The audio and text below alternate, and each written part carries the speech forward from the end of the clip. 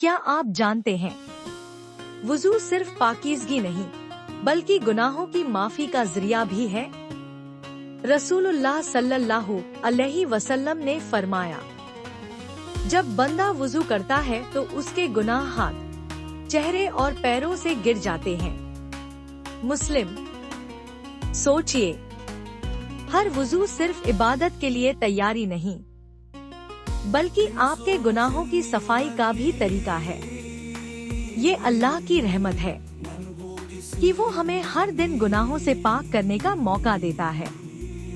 ए अल्लाह, हमें हमेशा पाक रहने और दिल से वुजू करने की तौफीक अता फरमा। बताइए, आपने आखिरी बार दिल से वुजू कब किया था?